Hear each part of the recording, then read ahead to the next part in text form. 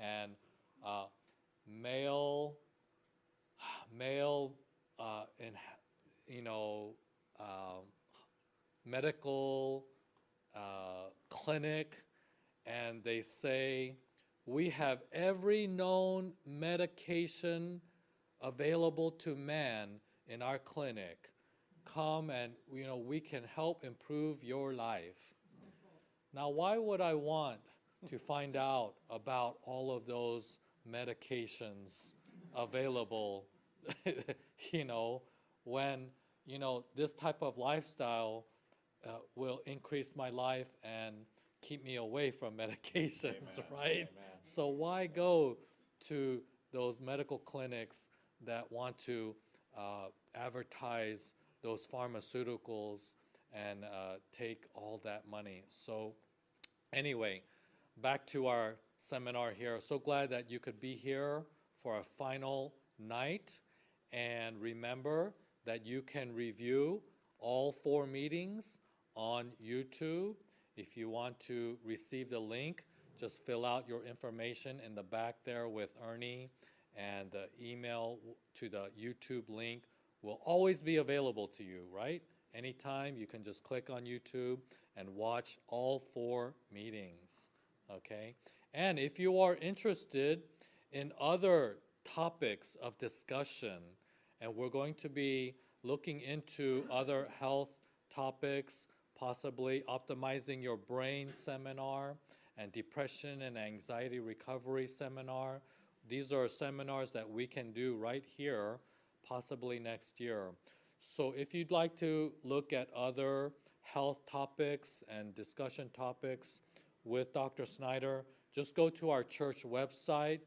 Look for our church website at Petaluma Abundant Life Seventh-day Adventist Church. And on our website, under the Media tab, you will see a lot of videos. A lot of videos. Audio. There's audios, and I don't know that there's any videos, but The health seminar ones appear under ministries, health ministries. okay. Okay. Ministries, and then health ministries. Right. So, yeah. Let's see, what else was I going to say? And don't forget that we plan to have another health seminar coming up here pretty soon. It's already the fall, right? And with the end of the year is soon upon us. So perhaps early next year is when we will have our next health seminar here. But don't forget that we have a healthy cooking class every single month. Isn't that awesome? So our next one, I think, is on October 20th at our church center, okay? October 20th, I think it's usually the 3rd Thursday of the month. Of course, not on Thanksgiving. We'll come to your house for Thanksgiving. Woo! Okay, but we have a healthy cooking class once a month, and it's also, you can receive that invitation by filling out your contact info. All right, once again, let's welcome Dr. Snyder. All right. Thank you very much, guys. Thank you. It's so sad we get to the last meeting of the series. Oh, but we'll do another one. So we're trying to do them every 3 or 4 months or so, so we should be able to accommodate a lot of future meetings. So the title tonight is How Can You Help Me Be Healthy? Kind of you talking to me. And so we've talked about a lot of different health stuff. So we talked about hypertension last night. We talked about obesity and kind of touched on diabetes the night before. We talked about infectious versus non-infectious disease and how that's changed in the United States and how COVID impacted that, and what we could do to help us in both situations, whether it's infectious or non-infectious. We found out that just having a healthy immune system would be very helpful in both cases. So with that, let's see if okay. I have mentioned multiple times, whole plant food eaten whole. And so what do I mean by whole plant food eaten whole? So I'd like to explore for a few minutes before we get into kind of spending more time in the New Start concept, talking about and exploring what is whole food. You know, it's kind of intuitive probably in your own mind what you think whole food is, but from a scientific perspective, scientists like to think about, well, maybe this is, maybe this isn't. And so we're going to take a little bit more of a look. Whole Foods Market, is that a purveyor of whole foods?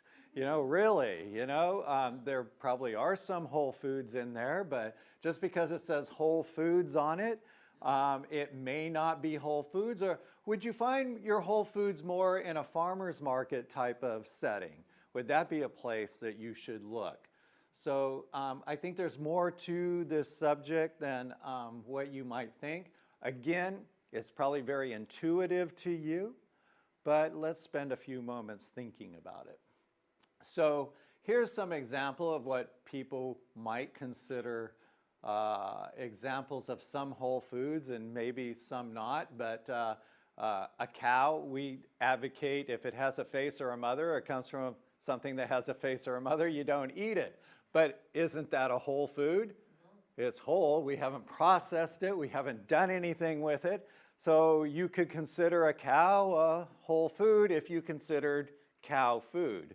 I don't consider cow food, so it doesn't really fit the description. What about a tomato? Would a tomato be a whole food? Intuitively, you would say, yeah, that's a whole food. That's how we want to eat our food. What about ice cream? Is ice cream a whole food? Yep, probably not, and we'll look more at that. What about a pepper? Yeah? This one does. You may not want to eat this pepper. It does have a face. It's always a wiseacre in the group, right? So what if we take maybe do some scientific experimenting with these things, and we take our cow and we extract some things out of it, and we make some pills out of it. The cow is a whole food. What about the pills? Is that a whole food? Because it comes from the cow? What's happened to the pills from the cow that makes it not a whole food? It's been processed. So what about the tomato? What if we take the tomato, which is a whole food, we would all probably agree on that, and we take some of its genetic material and we splice it into a pig. Is the pig now a whole, healthy food? Is it a whole food? If we put the genes of a tomato in a pig or the genes of a pig in a tomato, is it still a whole food? But those are the kind of things that are going on in our food chain and food supply these days. And then when we talk about the ice cream, well, you know, we just agree that's not a whole food. But what if we take some properties out of the pepper, like maybe capsaicin out of chili or something like that, and we turn it into a drug and we inject it? Are we injecting whole food? Again, so these are, and would we consider these maybe half foods now? They're not whole foods anymore. Are they half foods? So with that just kind of gets our brain starting to think. So whole food. Is this a whole food? What about an egg? Whole egg, is that a whole food? Good question. And what if we crack it open? Now is it still a whole food? If you would consider it a food in the first place. So, but there you go, and it's got 75 calories and all that good stuff in it, all that bad stuff in it. So just some thoughts to think about. You know, maybe what defines a whole food isn't as intuitive as we had thought. There's a lot of stuff going on in our food supply. Is this a whole food? It's been chopped up. It's been processed. Would we still consider that a whole food? Yeah, I would, right? But it's been processed, and we just said something that was processed couldn't be a whole food. So how much processing can we do to a food before it's not a whole food anymore? So is this a whole food? There's a whole Twinkie right there. Maybe the other one's not a whole food. So I'm thinking that maybe we need some kind of other rules to help us decide what constitutes whole food. And so whole foods are unprocessed, unrefined, natural, and organic. Most people would probably agree with that. Even though we've chopped up the broccoli, it's really not processed. It's just chopped up. And whole food is not processed, not refined, not junk food, and not fast food. So maybe that helps us understand a little better what constitutes a whole food. So is this a whole food? It's unprocessed, so what if we do this to it? Now it's processed. Is it still a whole food? Yeah, okay. So we're starting to get it. So what is a whole food? So some distinctions are easier than others. In our own mind, again, for you, it's probably very intuitive as what you feel is a whole food. I know what a whole food is. I don't need Dr. Snyder to tell me what a whole food is. So in some cases, it's easier to say what it's not rather than what it is. So we're going to look at a whole food approach to optimal nutrition because I'm telling you we should eat whole plant foods eaten whole. So I want you to understand what that means. So what is a whole food approach? There's a really good book out, came out several years ago, In Defense of Food by Michael Pullen. And he has, it's an eater's manifesto, and he came up with some rules about what would constitute a good food versus a bad food. And so I'd like to explore some of those rules with you today as well. So he says, eat food. I guess we have to think about what is really food. And so from my perspective, food doesn't have blood in it. It doesn't come with a face or a mother or something that has a face or a mother. It comes off a plant, tree, or a bush. Maybe it's a root. So that, in my mind, that's what food is. And so eat food.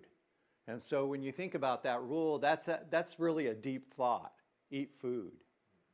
And so food is something that fuels your body, that optimizes your health. It's not something that if you eat it over a lifetime, it's going to give you heart disease, high blood pressure, and make you heavy. That's not food. That's the wrong fuel to put in your body. So food is really something we put in our body that makes us healthy. And so that's a great rule. Eat food, not too much.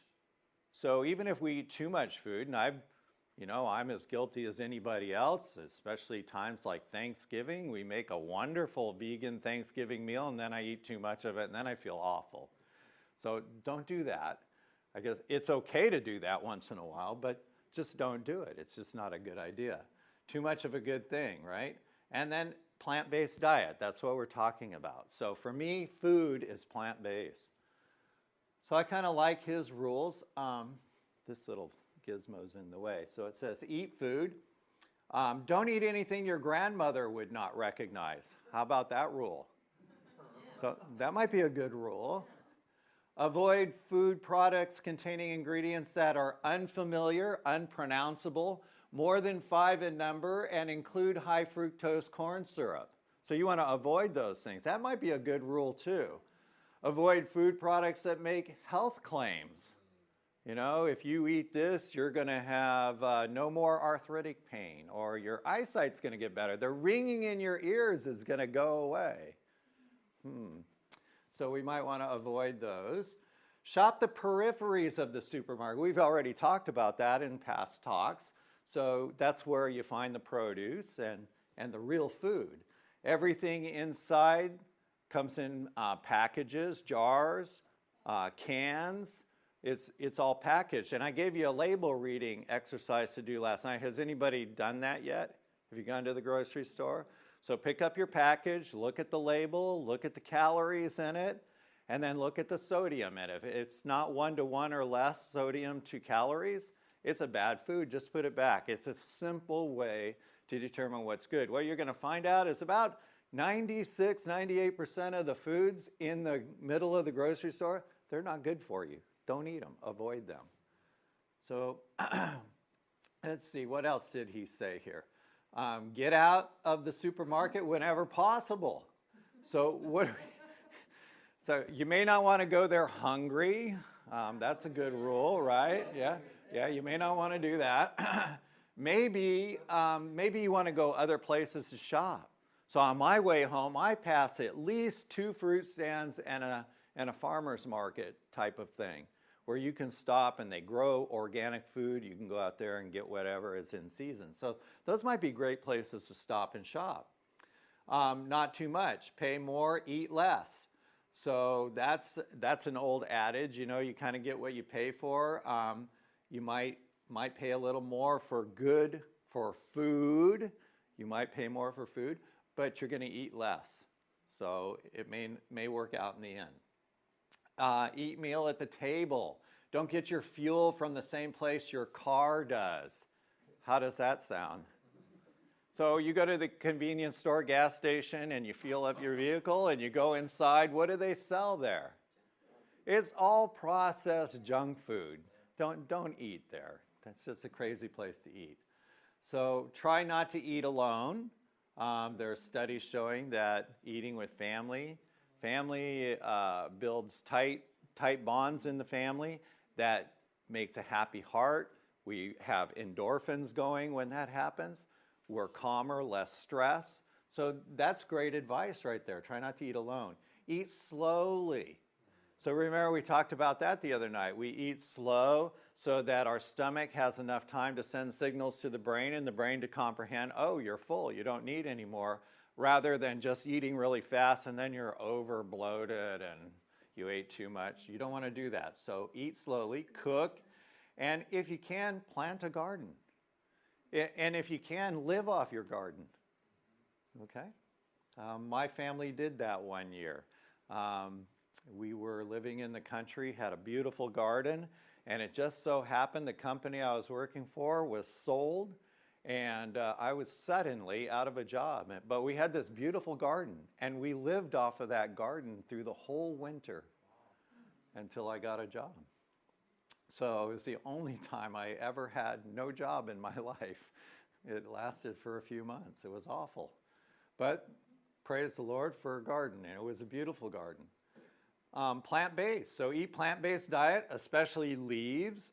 You are what you eat. I've said that several times during this seminar. If you have the space, buy a freezer.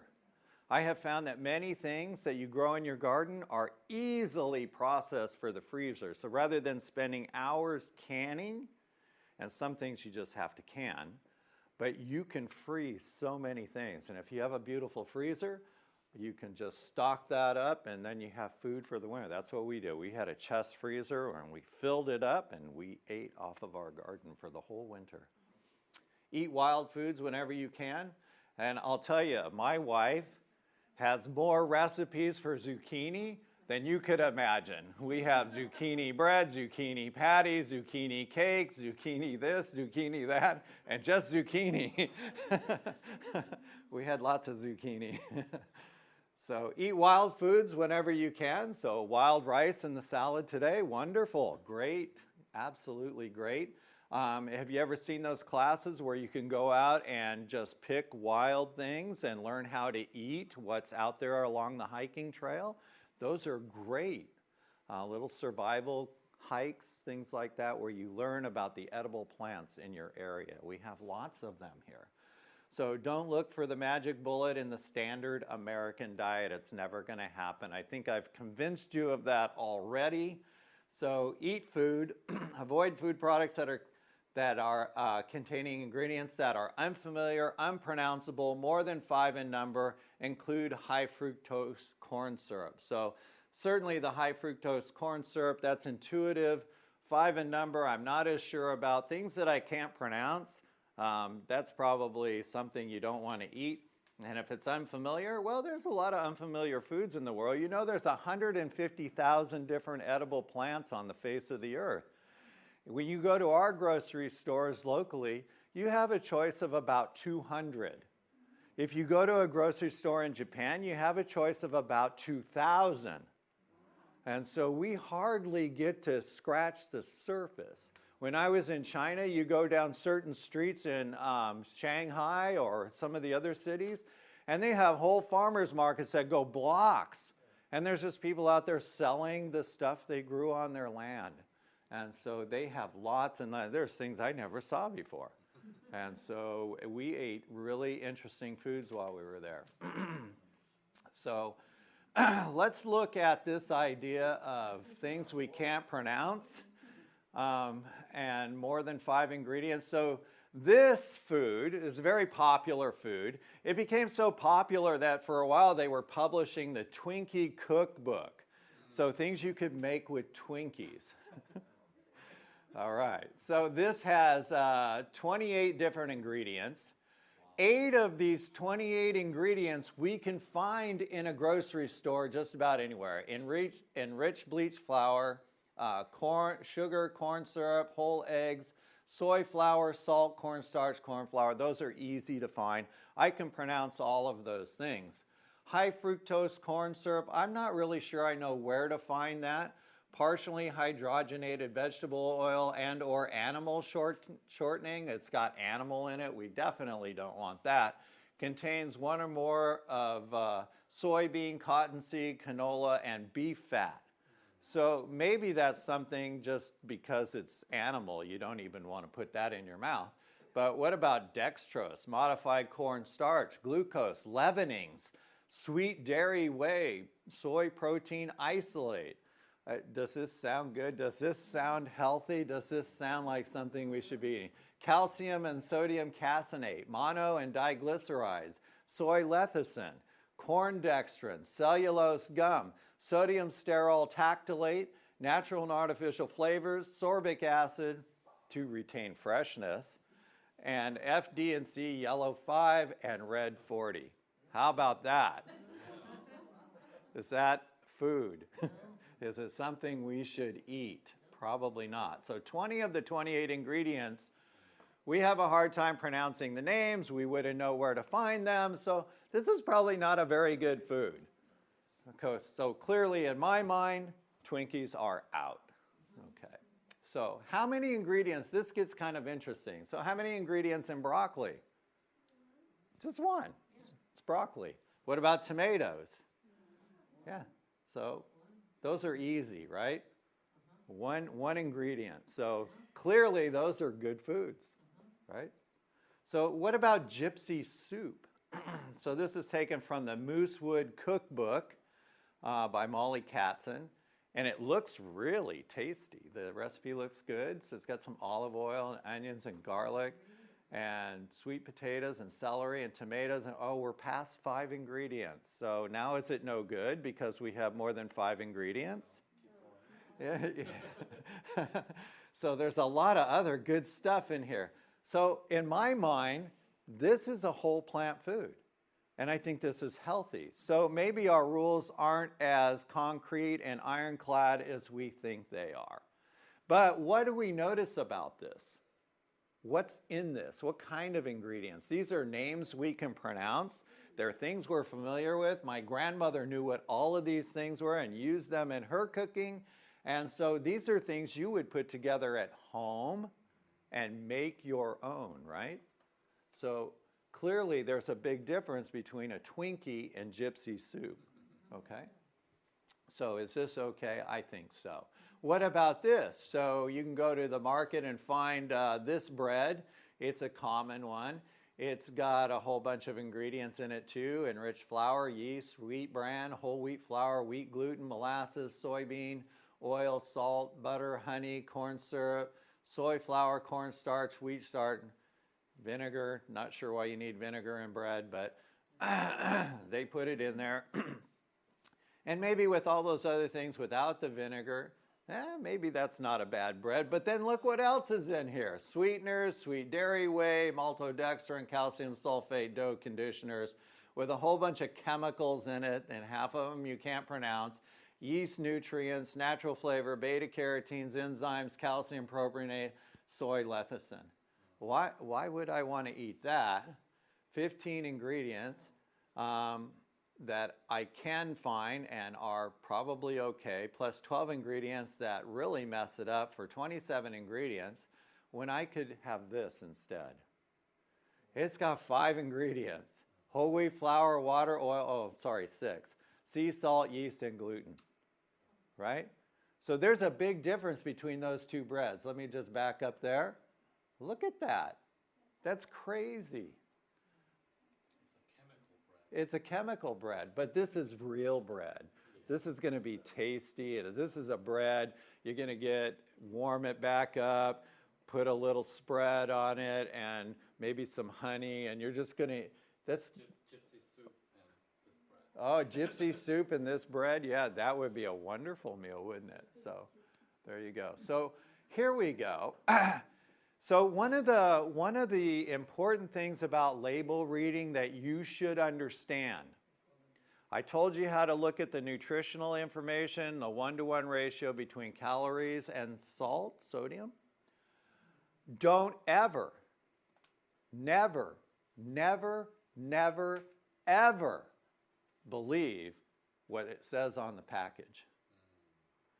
Notice up in the upper left-hand corner of this particular cereal, what does it say up there?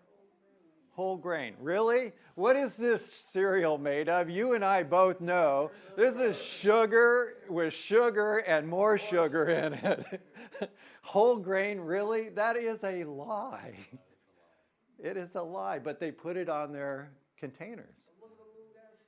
Oh yeah, well, if you had that much sugar in you, you'd be smiling too, right? Yes. So whole grain oats, really? Huh. Sugar, marshmallows, more sugar, some chemicals, some flavors, some colors, and some vitamins. Okay, well, obviously to me, this is not a food. It's not something you should put in your body. It has 30 ingredients, and look at the carbohydrate content in here. So 24 grams of carbohydrates, 14 grams of sugars. Does this really mean whole grain? Is this what a whole grain food is? So when I tell you to eat whole grains, this is not what I had in mind for you, okay? So this, on the other hand, oatmeal helps remove cholesterol. We talked about how it lowers blood pressure last night. So this, what does it have in it? Oats. Yeah, it's whole grain. This is really a whole grain food. And it has one ingredient. This is really a good food. So you should consider eating plenty of oats in your diet. So what about fast food? So there's this brand is like somebody was talking about fast food the other day. McDonald's. So what about this? So just say no. Okay, there's no reason to go there. It's nothing good there. And this poor guy, have you ever seen the movie Super Size Me? A lot of people have, but if you haven't, it's worth looking at. So this guy, his girlfriend was a vegan, and so she was feeding him really well, but he wanted to find out, and she discouraged him from eating fast food and kind of not so good things. And so he wanted to challenge that situation with the idea that I'm going to go to McDonald's every day for 30 days and see if it really hurts me or not. It almost killed him. At one point, before he goes in, his doctors looked him over, gave him a physical. Cardiologist said, yeah, no problem, don't worry about it.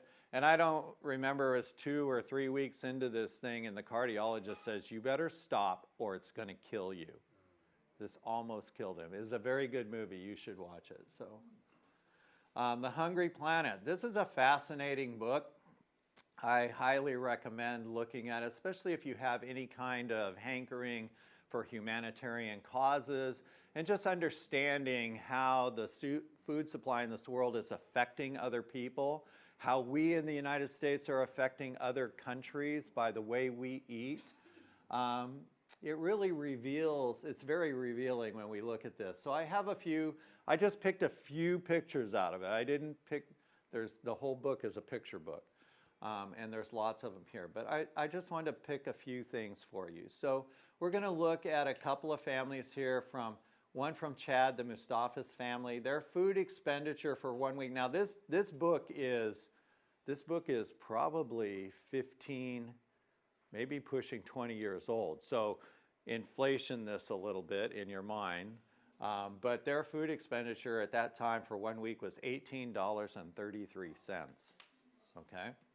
So the life expectancy in Chad is 46.1 years for a male, 49.3 years for a female. Their annual income, $240. Again, that was a few years back. Access to safe water, about 27% of the people have safe water.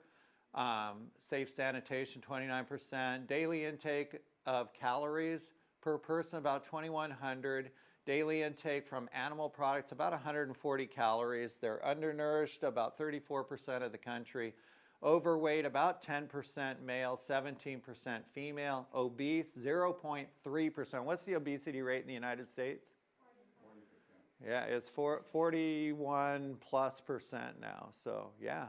And there is 0.3%.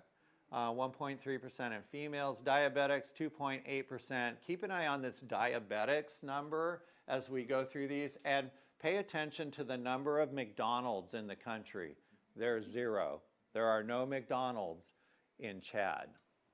Okay, now if we fix their safe water and their sanitation, we would expect that life expectancy to probably go up about 70, 75, maybe even a little higher, right? So we know that part of the problem they have with their life expectancy is sanitation issues. Maybe smoking and other things, yeah. So smoking rate down here, 17.3% male, 3.1% female. Annual consumption of sugar, also keep an eye on that, 17.6 pounds per person. This is the family. And so you can see they have pretty meager surroundings and their food. But, you know, we look at these foods, and these are pretty healthy foods. Maybe they just aren't getting enough, okay? But pretty healthy foods. And look at their body habitus of each person, member of the family. They're pretty thin, right? Pretty thin. So let's go to the outback in Australia, to the Brown family. They spend $376.45 per week. Again, that was a few years ago. Their life expectancy is 77.9 and 83 years, male, female. Annual income about 21,000. Safe water 100%, sanitation 100%. They're intaking about 3,000 calories a day. What did the United States government recommend as your annual intake? 2,350 calories a day, right? So they're well over that. What do you think their picture's going to look like? Ah, yeah, probably. Okay. So how many McDonald's are there? 726 McDonald's. Is there some kind of correlation here? Consumption of sugar, 106 pounds.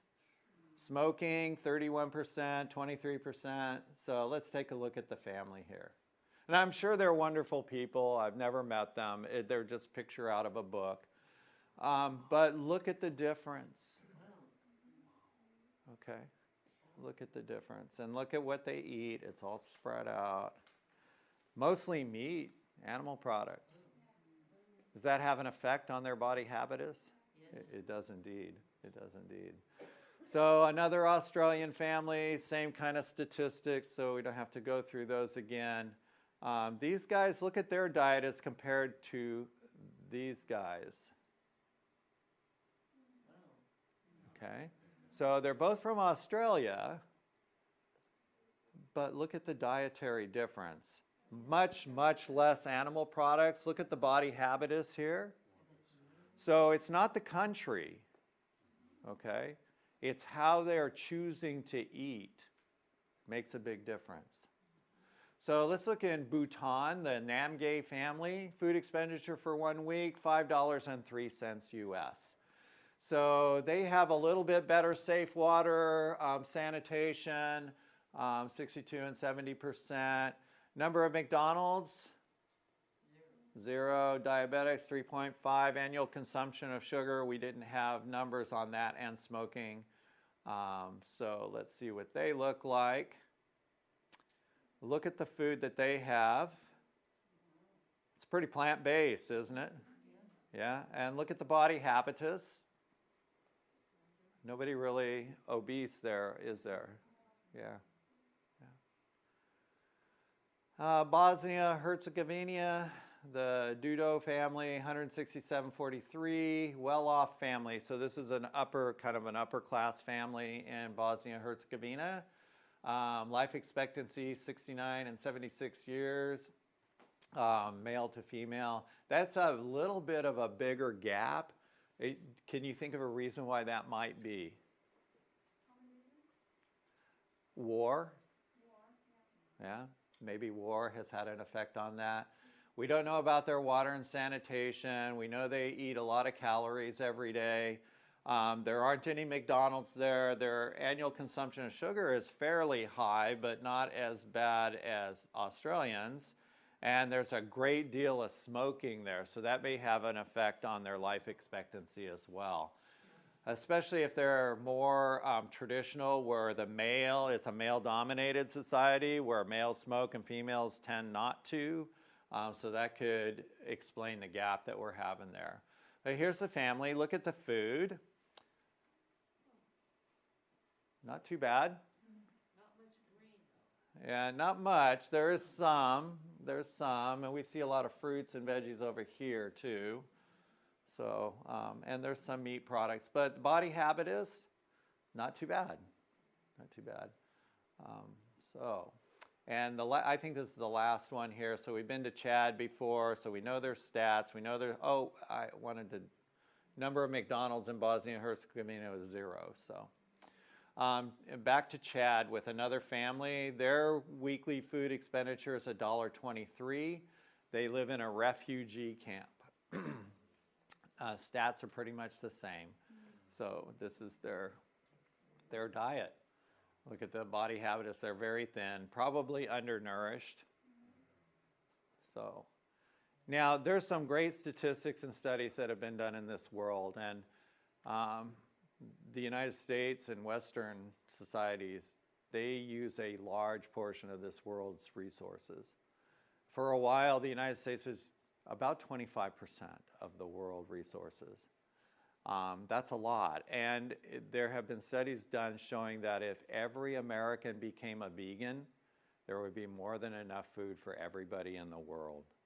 So we have an effect on how we eat as well. So where we spend our money is important, and how we spend our money is important. So when you go to the grocery store, think about your optimal health. What can I do to make myself most healthy? And believe it or not, as selfish as that might sound, I'm thinking of myself, it's going to help everybody around you. Okay? So America throws the most food away. yes, we do. Yes, we do. So with that, any questions on this little segment before I move on? I want to move into the New Start. We've talked about New Start, and so I want to take a little closer look at the New Start acronym. So New Start, nutrition, exercise, water, sunlight, temperance, air, rest, and trust in God. We're going to take a closer look here. We're going to choose to incorporate the principles of New Start into our lifestyle. We want to improve and optimize our health. And this is the 8 natural doctors that we've been talking about, those 8 principles of health. Health is a function of lifestyle. And so when we talk about lifestyle, the end result is going to be your health. And the choice is really yours. There's nobody making you choose any particular lifestyle in the United States. You can choose the way you want. So for nutrition, whole plant foods eaten whole, no snacking, eat a good breakfast, eat at regular times with 5 or 6 hours between meals. So that's the recommendation. We've talked about all of these things. I mentioned in a Q&A, I think it was last night, somebody asked about eating at night. And the rule of thumb is to eat your breakfast like a king. Eat your lunch like a prince. Eat your supper like a pauper. So I only eat 2 meals a day. I don't need the 3rd meal. I do a lot of running, but most of the time I'm pretty sedentary in my job. And so I don't find that I need that 3rd meal. So I try to space my 2 meals out so that I don't need the 3rd one. So nutrition is very important. Remember, we talked about God's plan for healing. He gave us the recipe right in the very beginning in Genesis at creation. He said, "Behold, I have given you every herb-bearing seed, which is upon the face of all the earth, and in every tree in which is the fruit of a tree yielding seed, and to you it shall be for meat." In other words, that's your diet. That's your food. Meat here doesn't mean animal products. It means food. This is what you should eat. And the Lord God commanded man, saying, "Of every tree of the garden you may freely eat." So when we think about trees in the garden, what kind of foods are we getting from them? Fruits and nuts. Yeah. And a question was asked last night about, what about nuts? If you're trying to lose weight, you probably only want to eat about a handful a day because they're about 100 calories. But if you already have an optimal weight and you're not trying to lose weight, we're told we can freely eat. And so that's good because I love nuts. So exercise, use it or lose it. So the Journal of American Medical Association in 1983 published an article on exercise, and one of their conclusions was, there is no drug in current or prospective use that holds as much promise for sustained health as a lifetime program of physical exercise. So if you're not an exerciser, today's a good day to start. The sun is going down, so maybe tomorrow, but let's get it on your calendar, let's plan it, and let's start adding some exercise. Just walking. A goal of 10,000 steps every day is great. It helps optimize your health. So exercise, use it or lose it. Genesis 2:15, it is a biblical principle. The Lord God took the man and put him into the Garden of Eden to do what? Yeah, this is exercise. To dress it and keep it. So God gave us exercise as well. He gave us a perfect diet. He gave us exercise. And then water, New Start. Nutrition, exercise, water. So water, drink 6 to 8 ounces. This is kind of an old rule of thumb, and the problem is because we talked about the obesity epidemic in our country, as body habits get bigger, 6 to 8 ounces of water a day is not enough. So a better rule of thumb, half your weight, body weight in ounces. So if you weigh 100 pounds, 50 ounces of water. If you weigh 200 pounds, 100 ounces of water. If you weigh 300 pounds, 150 ounces of water. That's very different from 6 to 8, okay? So drink sufficient water so that your urine is clear or colorless. So you just want a very pale yellow to clear urine. That's your indicator, so you know you're getting enough. In Genesis 2:6 it says, "But there went up a mist from the earth and watered the whole face of the ground." So God provided water in the beginning, and He intended for us to have clean, pure water.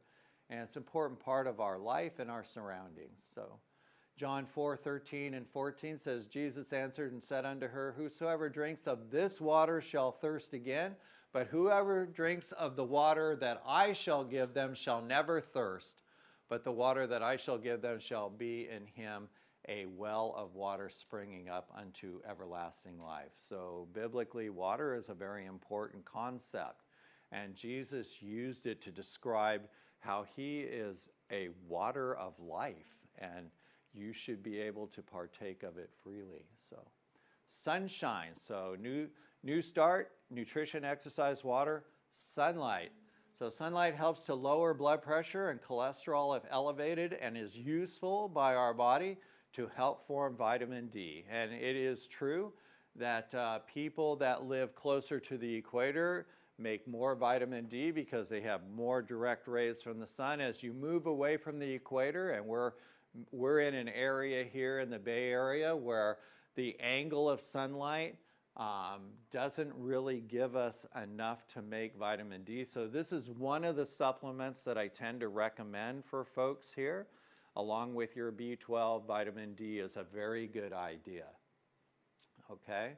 So, but get out in the sun anyway, because it does lower blood pressure.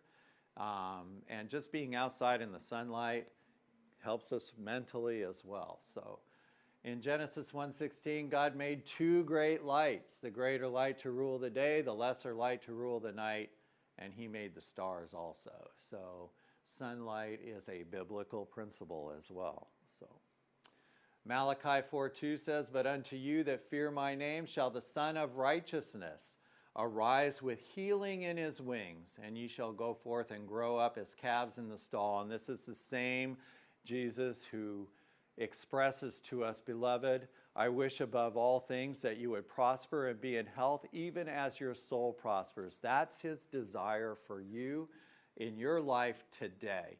And so the Son of Righteousness here is Jesus himself. And he has healings in his wings. And as we follow this program and these 8 principles of health, we see healing. I've put almost 300 people through this program. And every single one of them improves and gets better. Does it cure everything? No, but everybody gets better. When I see people in the office and I give them medications for their cholesterol, their blood pressure, for their this and their that, none of them are cured. None of them. We're only treating symptoms there. This is treating the whole person. So, temperance. So, New Start, nutrition, exercise, water, sunlight, temperance. So, what is temperance? Avoiding things which are harmful and using in moderation those things which are good for your health. So we don't want to put bad things into our body. That makes sense. Why would we want to do that? So what kind of things do we typically in our society put in our body that we shouldn't? Alcohol, junk food, drugs, smoking. Yeah. So we want to avoid those things, but there are things that are really good for us that we could eat too much of too. So we want to be moderate in the things that are good for our health as well. So Genesis 2:16 says, "But of the tree of knowledge of good and evil thou shalt not eat of it, for in the day you eat thereof you shall surely die." So trusting in God, having temperance, knowing that what he had in mind for us, his purpose for us in the beginning was temperance, that we would be optimally healthy. And so just trusting that that's what he wants for us. Yes? So definitely with that word knowledge, we're not talking about only things that we consume through our mouth, but through our eyes, through our ears. Yeah. So what was the problem with Satan in the garden with Adam and Eve? He tempted them to want to know as much as God knows. That was the temptation. So through this, man, if I could just know more through knowledge, this desire for knowledge, sometimes we just need to trust. And that's really a good lesson for us. Galatians 5:22 and 3 says, "But the fruit of the Spirit is love, joy, peace, long-suffering, gentleness, goodness, faith, meekness, temperance. Against such there is no law." So temperance is the ultimate in this ladder of the fruit of the Spirit. So air. So new start, nutrition, exercise, water, sunlight, temperance, air. So air is important. So we can live for, maybe a few months for some of us without food. We can live for a few days without water. How long can we live without air? A few minutes, maybe, at best. Some of us have trained ourselves that we could hold our breath for up to 5 minutes or maybe a little longer. But for most of us, a minute underwater and we're doomed. Okay? Yeah. So air, fresh air. Fresh air is good for our health. Exercise in open air is best. And so getting outside to exercise versus exercising indoors on your treadmill is really optimum. So if you can get outdoors and exercise, you get that fresh air, it helps us. It helps us be healthier and happier. It helps clear the mind, and it helps our lungs. So plan to have fresh air circulate freely through our homes and sleeping areas. So at night, I always have a window open at night when I sleep. So yeah, fresh air at night, you sleep much better, more soundly, and you wake up more refreshed. So in Genesis 2:7 said, "The Lord God formed man of the dust of the ground," and what did he do? He breathed air into the man, and he became a living soul. So air brings life. And so having fresh air is very important. Rest. So new start. Nutrition, exercise, water, sunlight, temperance, air, rest. Rest is number 7. Adequate rest is an important part of maintaining a healthy lifestyle. Without adequate rest and relaxation, we are at increased risk for illness. Why? Stress, yes. What does stress do? Increases our blood pressure, increases our cortisol. Yes, and these decrease our immunity to things. Okay, they also help us to put on weight, clog our arteries up, and so maintaining good, healthy rest is very, very important. I saw the saddest thing it was about 3-4 weeks ago, where a study came out, and basically they were saying it doesn't matter how much sleep you get. If you sleep 4 hours a night and you wake up feeling fine, that's enough. Okay, but we know other studies have shown us that it takes the 7 to 9 hours for the body to do its reparative work while we sleep. So it's very important to get adequate rest. Are there other forms of rest that we could partake of, that we could think of? Meditation is a very important rest. Yes, so I have 4 parts of rest: relaxation, recreation, sleep, and Sabbath. Sabbath is a break. It's a time we spend a special time with the Lord. 24 hours, it's His time, it's our time with Him. And that's a special rest that we can't get anywhere else. And sleeping is very important. Recreation, getting out into nature and doing things. I love to be outdoors. I'm an outdoors person. So I find peace and great relaxation, stress reduction, and just health, just being out in nature. And relaxation. You know, some weekends I'm really, really busy. I'm a busy guy because I'm a doctor.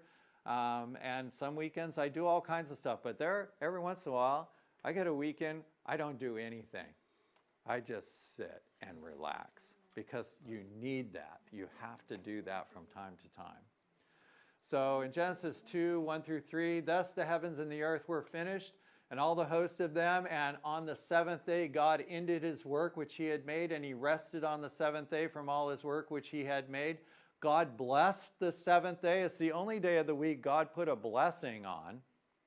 He blessed the 7th day. He sanctified it. That means He made it holy. It's a special set-aside day, because that in it He had rested from all His work which God created. So it is important for God to take a rest. If it's important for God to take a rest, how much more important is it for us to take a rest, His creation? So in Hebrews 4 through 9, there remains therefore a rest to the people of God, for he that is entered into his rest, he also has ceased from his own works, as God did from his. Let us labor therefore to enter into that rest, lest any man fall after the same example of unbelief. So there seems to be a connection between God and rest among His people. And not only that, it brings them to a place where they seem to have better understanding, because if they don't enter into that rest, they seem to fall prey to unbelief.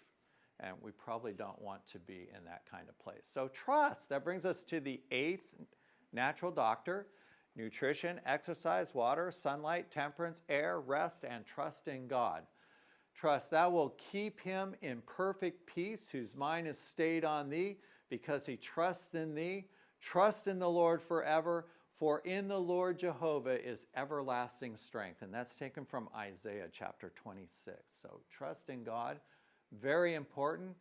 God's plan for healing, Revelation 22:2, he says, in the midst of the street of it, and on either side of the river, there was a tree of life, which bare 12 manner of fruits, and yielded her fruit every month. And the leaves of the tree were for the healing of the nations. So we have principles of good food here. We see healing here in the leaves, the manner of fruit bringing life and more abundantly. And there's even water involved in this around the tree of life. So it's a beautiful picture. This is God's promise for every single one of us. If we will follow him and trust in him, He wants us to be able to eat from this tree someday. So that's his plan. Lifestyle and choices. So your lifestyle is all about the choices that you make. So there isn't anybody here holding a gun to your head telling you that you have to continue on the way that you've continued for your whole life so far. You can choose to change. You can choose to make a difference in your own life. You can choose to optimize your health, and it is never too late to make a change. I remember a patient that came into my office. She was in her 70s, and she was all worn out and bent over, and she was just tired of being tired. And that's why she came to see me. I can't believe I'm so tired all the time. I'm tired of being tired. When is this all going to end? And so we talked, and we even prayed together. And we talked about this plan that God had for her. I saw her back 30 days later, and she was smiling from ear to ear. She had gone home, thrown everything out of her kitchen, replaced it with every good food she could find, and she said, I didn't even buy your cookbook. She said, I've been making my own recipes. I'm eating whole plant foods, eating whole. I can't believe how much energy I have now. I haven't had this much energy since I was in high school. I'm sleeping better. I feel so good. Thank you so much. She gave me a hug. I never saw her again. She didn't need me. She didn't. So health is a function of your lifestyle. Lifestyle can be chosen. The choice is yours. Make that choice today. Don't delay any longer. Don't rationalize away why you should wait until next week or next month or next year. Start today. The choice is yours. How are you going to choose to live? So we've talked about chronic disease. Sir William Osler, often recognized as the father of modern medicine, is quoted by saying 90% of all conditions other than acute infections, contagious diseases, and traumatisms are traceable to diet. Okay? And I told you already, there's a study that's been done. If everybody in the United States would become a vegan, we would have 3 to 7% of the lifestyle diseases that we have now. That's what he's talking about. The only other reason you would need a doctor is for infections, contagious diseases, and traumatisms. Okay? You don't need me. Okay? I'll leave that up. You're going to take a picture? Yes, go ahead.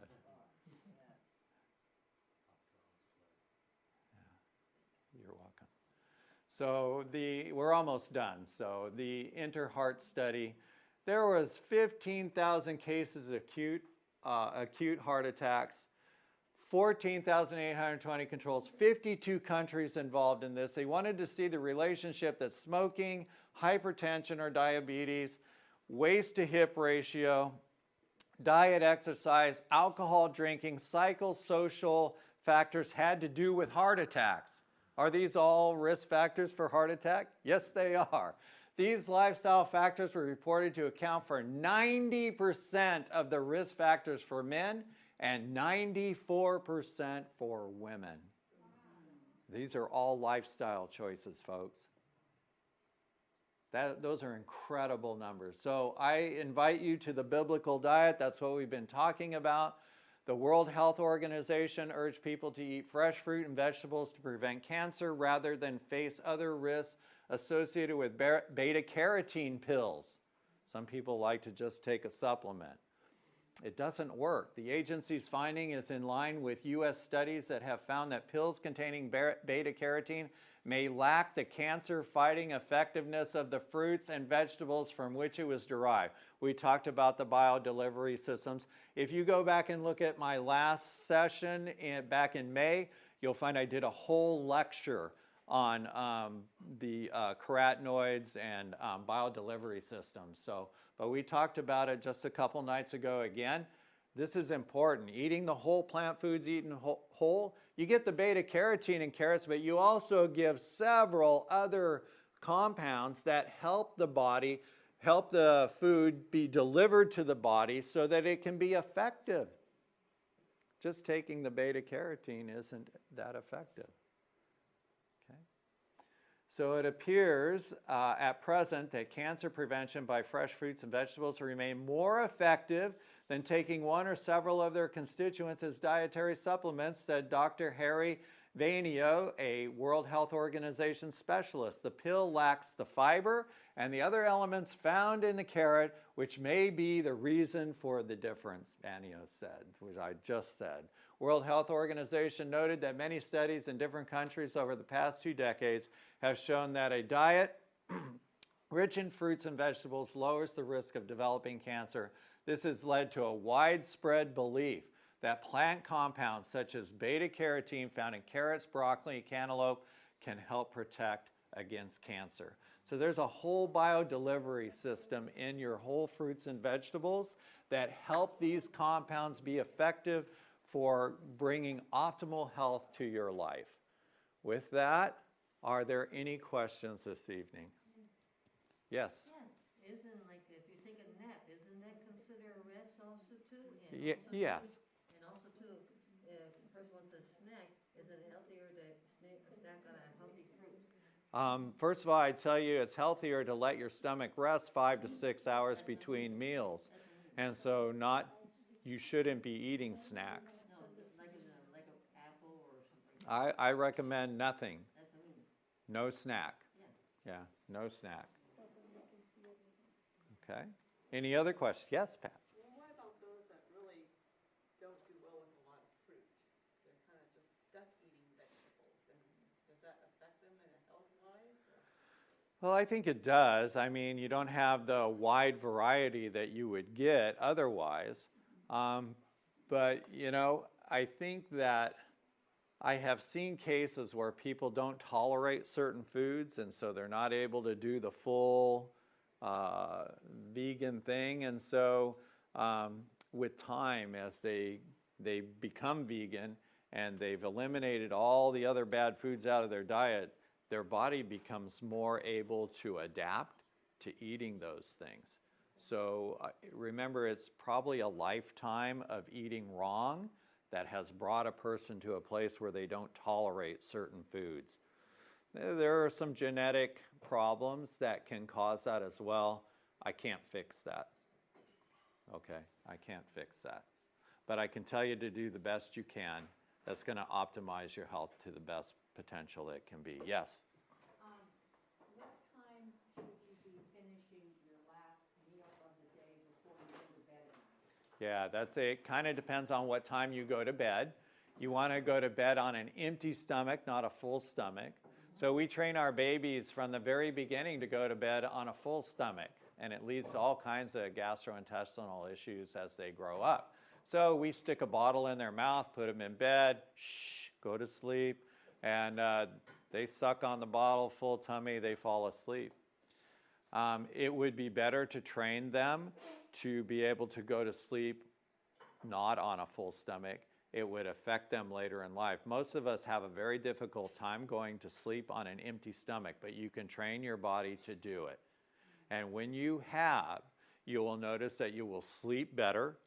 You will eat better at your next meal, which is in the morning. That should be your biggest meal anyway. There are people that skip breakfast. They're not hungry in the morning, probably because they had a late dinner and a big meal, and so their body's still processing from the night before. So we want to change those bad habits into good habits. And so for some people, it may be that they just have to fast for a little while until they get hungry enough to do it right. Okay?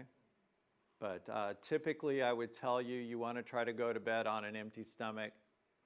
Your stomach begins to empty 3 to 4 hours after you've eaten. So, okay? So 4-hour waiting period. I would, yeah. Yeah, that's what I try to do. I actually wait more than that. If my day is the way I want it, I'm having my last meal of the day around 3 o'clock, and I go to bed around 9. So, yeah.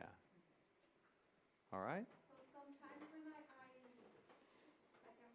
at a party or a dinner, party or restaurant, and sometimes I ate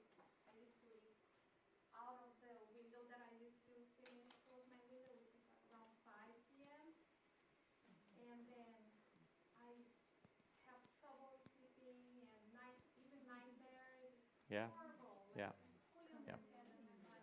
There's a metabolic reason for doing it as well. When you eat your breakfast in the morning, your metabolism is at its highest. And so you're going to burn 100% of those calories by lunchtime. And then as your metabolism drops during the day, what you eat at lunch, you're going to burn 80% by dinner time. And whatever you eat at dinner time on top of that extra 20%, it's just going to go right here. It doesn't help you at all. You don't need it.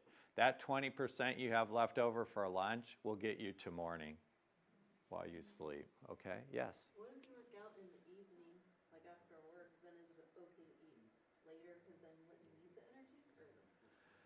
You know, for people that have very physical jobs, it might be necessary, but I would tell you to try to adapt a schedule where you don't have to do that. That'll be better for your health. We're talking about optimizing your health, and that's really the best way to do it. Sometimes it's hard, and we just can't work it out. We got to do the best that we can do, okay? So I like how Dr. McDougall, I went to one of his seminars one time, and he put it this way.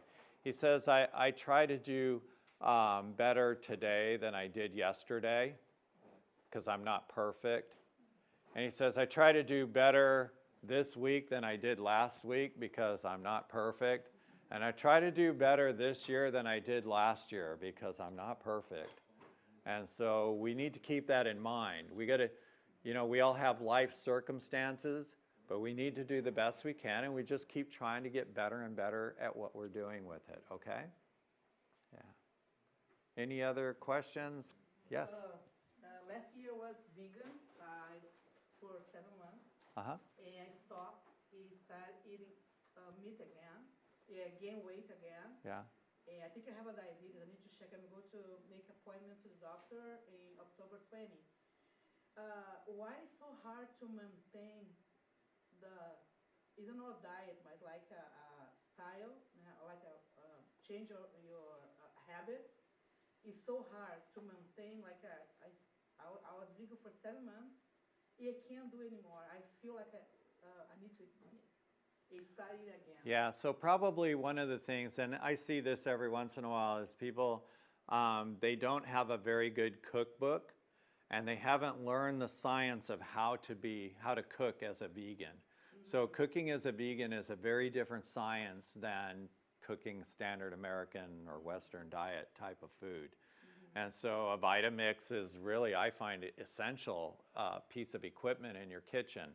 If you don't have that, you're really at a disadvantage of being able to do things with seeds and nuts that would help satiate you and make you feel good. I've been vegan for 15, 16 years. I'm vegetarian for 40-some years of my life. And I don't have any problems at all being satiated. I love the foods that I eat. They're rich, they're wonderful, sometimes too rich, but they're whole plant foods eaten whole. And I don't miss anything, not even a little bit, never, not at all. Okay, but I have a great instructor. My wife is a very good vegetarian cook. We have great cookbooks and resources to work with. And I just feel like the cookbook is key. If you want a really good cookbook for your kitchen, I recommend the 7 Secrets cookbook. It is fantastic. One of the things I like about it, at least in the older editions, the pages were laminated. So if I spilt on it, I could just wipe it off and I didn't ruin my cookbook. And I really like that.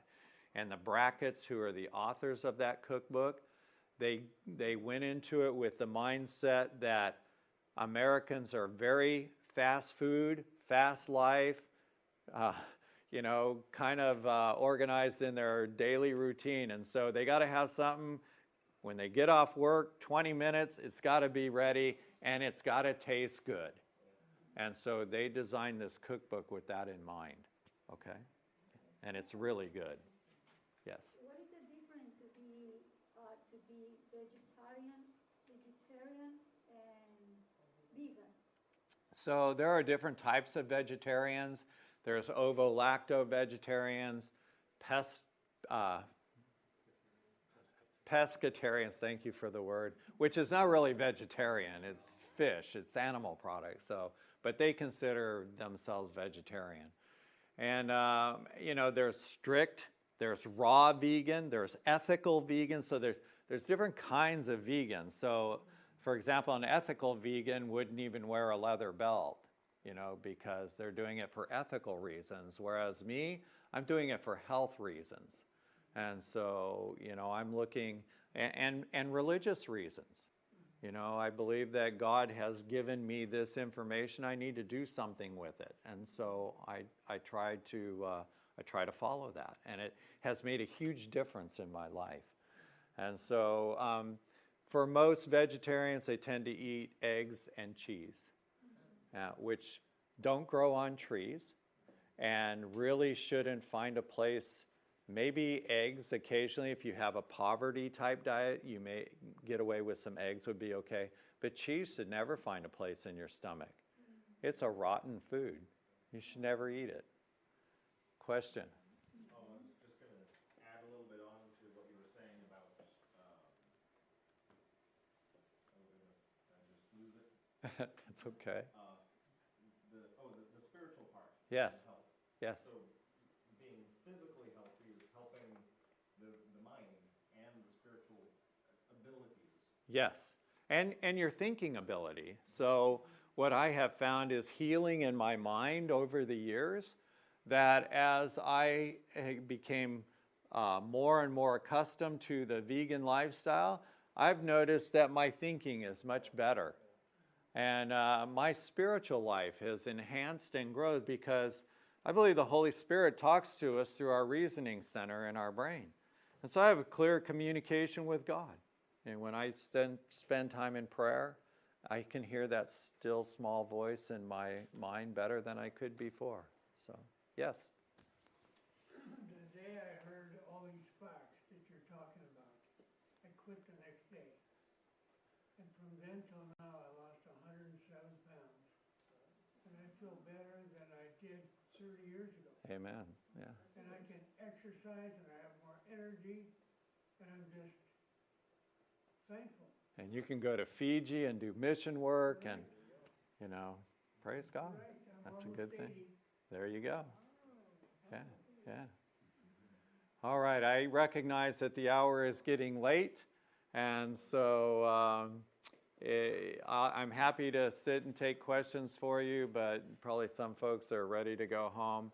So could I impose upon you, let's have a word of prayer as we close tonight, because tonight's subject was a little bit on the religious side, and I'd like to give your lifestyle and your health to God, okay? Loving Heavenly Father, we're so grateful to be able to have gone through this series and learned about the 8 natural doctors that you've provided for us. Lord, as we have our hearts bowed just now, we want to give you our lifestyle, our choices, and put our health in your hands. Lord, bless each one who does this. In Jesus' name we pray. Amen. Have a great evening, everybody. Thank you. Yeah, you're more than welcome.